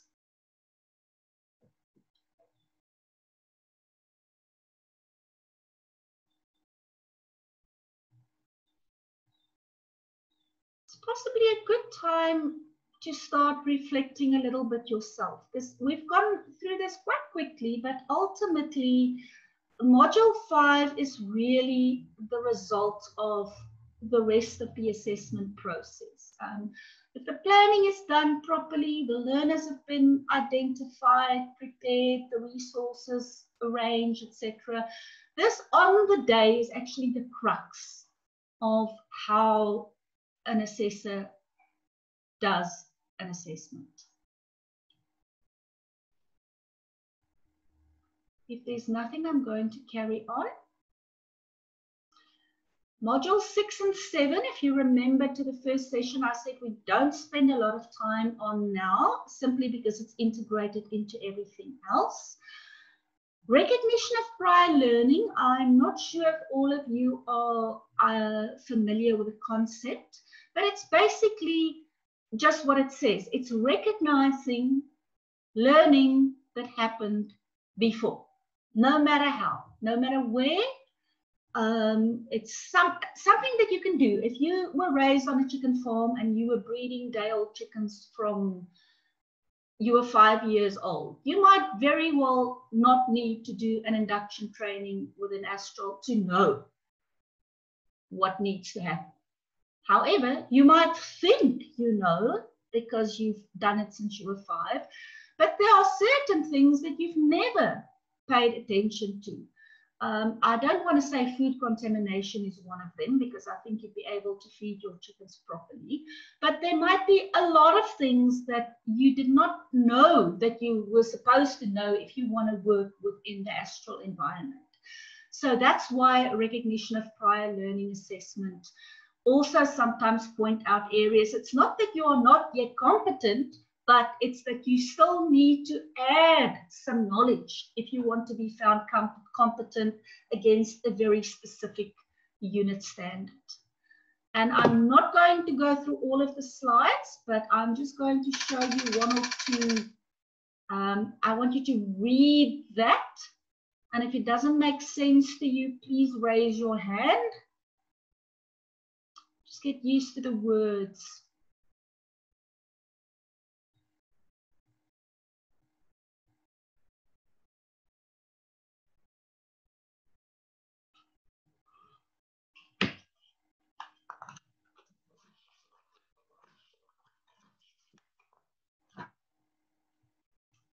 Move on.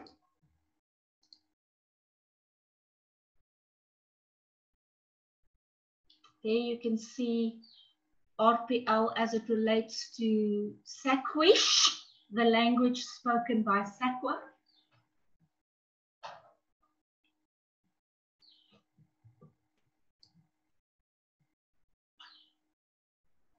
I think recognition of prior learning is very, very appropriate in the sector in which you work in. Agriculture is one of the oldest sectors in our country, and I think there's a lot of skills, a lot of skills that were learned and that people never got recognition for, and I think this is a good thing to remember.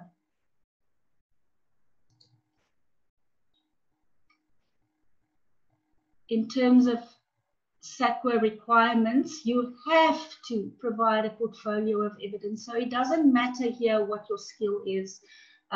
You have to put on paper proof that you can do certain things. It's one of the only ways. It doesn't mean you're not going to be assessed. You will still be assessed in the same way as the learner who did attend training, but you will have to, over and above what that learner produces who has been trained, you will have to show your portfolio to make sure that there are no gaps that maybe couldn't be picked up in a formal assessment.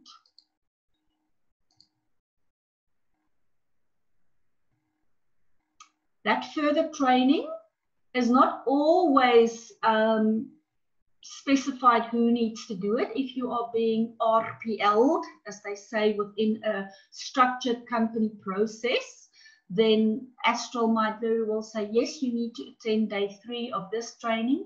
But if you are from an outside company applying for a job, it's not Astral's responsibility, for example, to send you for further training. You as a learner will then be required to get that competence any which way you can and then be reassessed at a later stage.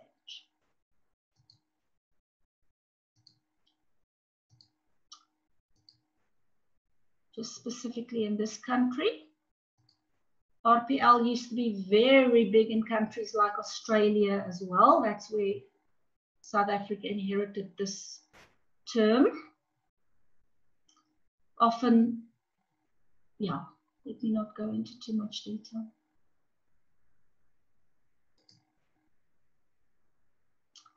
That last one, I attach a lot of value to. I know for a fact that in a group of over 100 people, it is impossible that none of you have done assessor training before. It's just the odds are too big. So why do you want to be retrained if you've already been trained before? It's not necessary. If you haven't been assessed before, yes, I'll assess you again, but nobody should be retrained on something they already know, and that goes for anything. It wastes money and it wastes time and it's boring. Right, I think that's my last slide on RPL.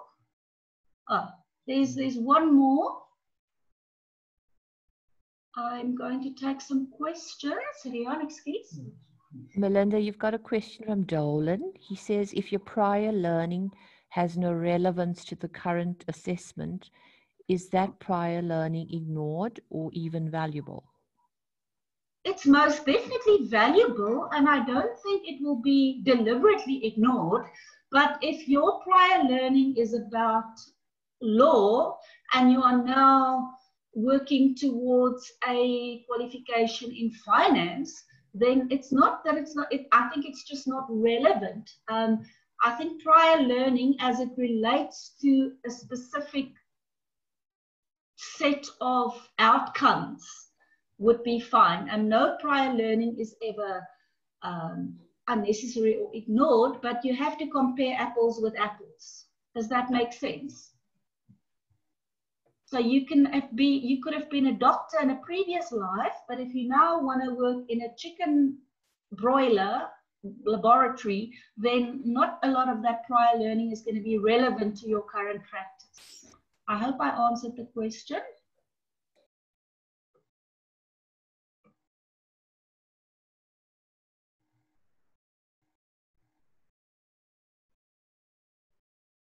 Anything else?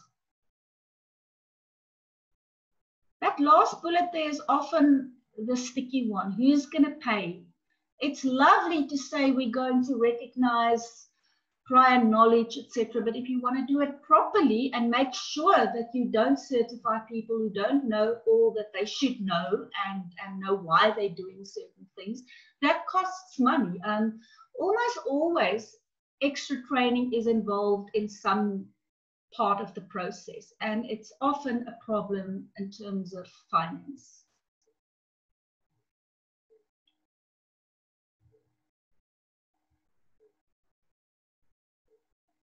Right.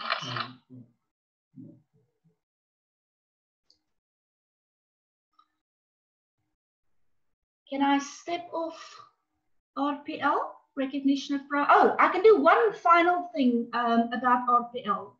Just a quick, almost a survey. If you look at module 6, page 6, that's a little page full of cartoons.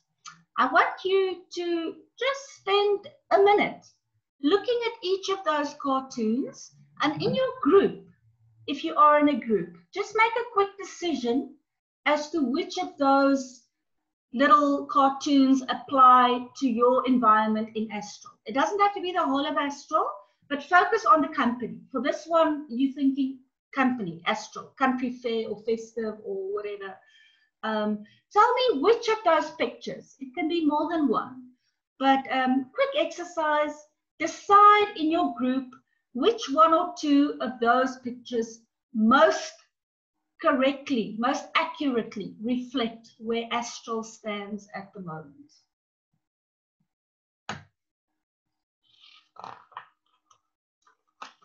And I would love if we can get a very quick response from literally each of the groups. It'll be a wonderful way to start ending our process.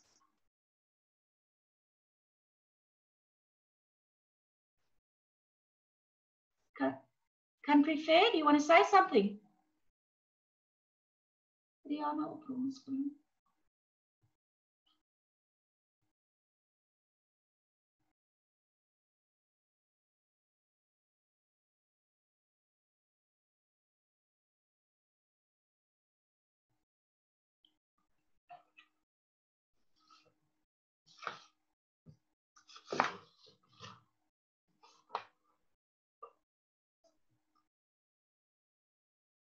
Festive, Tabello,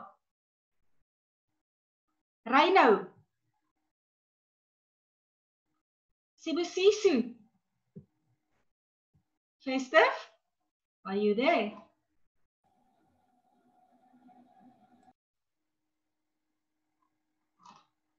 I want an answer from Festive. Pick a picture.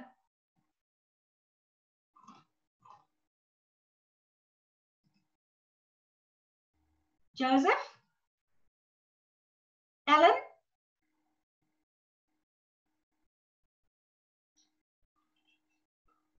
Joseph, unmute yourself. Joseph, I can see your hand is up. I think one of the things that we are doing, the staff trade has been there for a while, and the decision to implement, we make our staff part of the decision in the end. Good, thank you. So you've at least heard of recognition of prior learning in the company? Yes. Good, that's good. It's been around for a long time. That's good, thank you. I don't want to force people. Is there anybody else?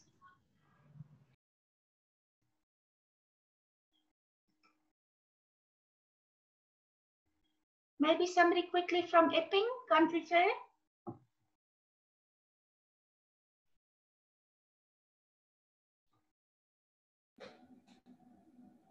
Buckcroft? Disable?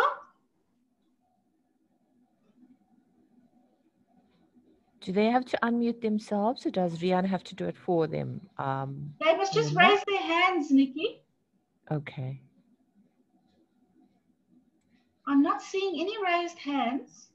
It's Yeah, fine. me I don't too. want to push. Here's National Chicks Oh, there's Mountain somebody. Valley. There's Net Chicks raised their hands. Net Chicks. Yeah, Yeah. there's a few people. Yeah, National Chicks, we can say there we get annual reports because even the directors come down to the divisions and give us the report. Staff, we are big on staff training, gathering information, but it depends on the unit manager. At the moment, we are on that stage where we are doing a lot of training. Nikishi can tell you. That's it. If people are talking about it, that's good. As I said, it's not always that easy to manage. I'm glad you're enjoying my training. Okay, thanks. Patty? Good day, Melinda. Yes. Hi. Hi. We from Brawler side. We will go with the preliminary discussions and decision to implement. So whatever comes forward, we do discuss everything, and then we will ensure that it's implemented. So yeah, that's from Broiler side. Thank you. Good. You're welcome to send me emails afterwards if you want to say anything more, but I think let's quickly move on to the last, see, I don't want to run out of time. Let's quickly look at the last module. This is module 7 we're talking about now, and it's about afterwards, recording your results, reviewing the process. Remember, you're going to have to show me evidence of that as well in your portfolio. I'm starting just by showing you some of the reasons companies keep records.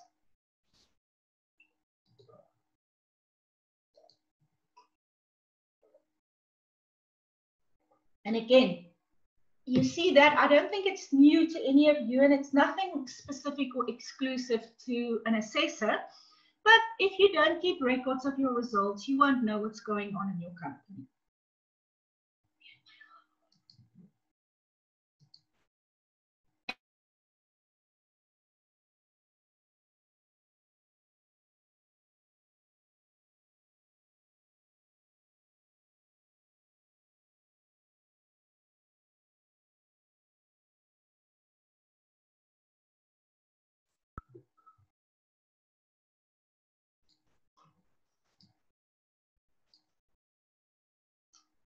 Right, we're carrying on with records.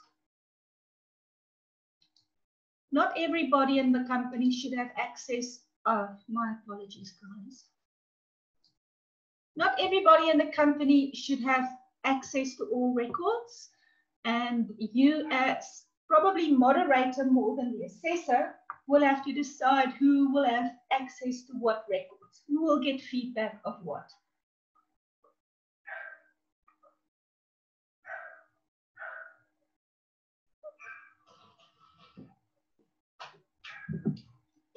And then the final bit that I want to say to you, assessment review.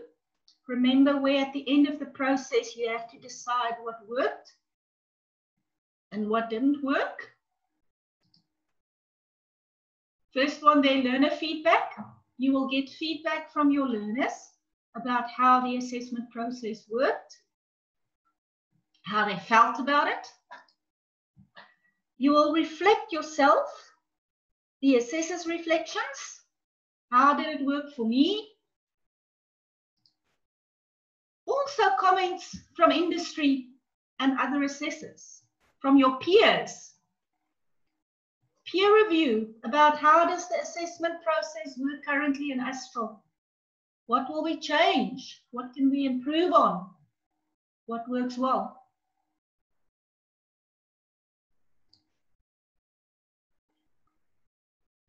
And ladies and gentlemen, that's formally almost the end. The last slide, important questions. When you review assessment, when you speak to these people, the sources of evidence, when you speak to learners, assessors, when you speak to yourself, what do you ask them? What are the types of evidence you gather when you do assessment review? You look at Is the assessment procedures, are the assessment procedures that we follow the correct ones? Are they appropriate?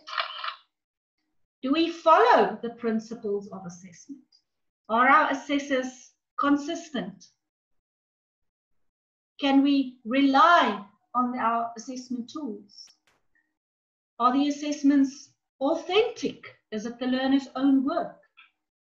Are we working in a cost-effective way in the company? Assessment can become a very expensive process, and it's supposed to add to the bottom line of the business, not detract from it. So make sure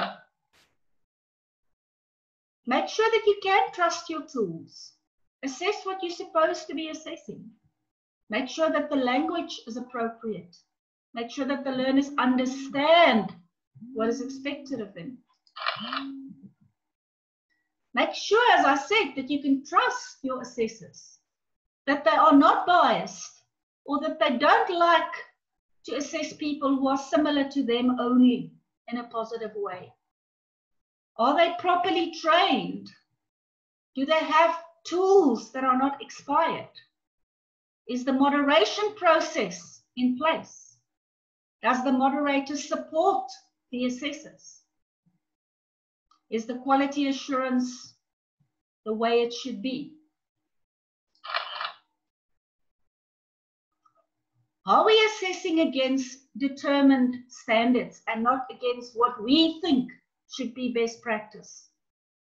It doesn't matter whether it's unit standards or standard operating procedures or whatever, as long as those standards are agreed on and written down. Yeah, we've said time and cost of the assessment. Ladies and gentlemen, that is the final slide of my presentation. That is my final word for now. I want to thank you very, very much, and I'll see you very, very soon. I want to throw open the floor one last time. Please bear in mind that our power might be going very soon. So over to you, anybody, for final comments. Hands risen, yes. Mountain Valley.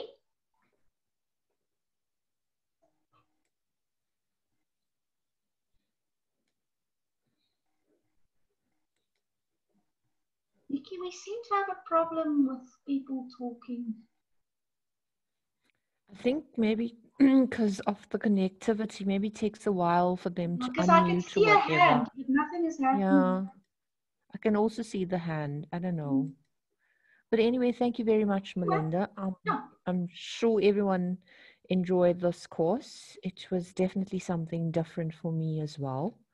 And thank you. Thank you for being accommodating. Thank you very much.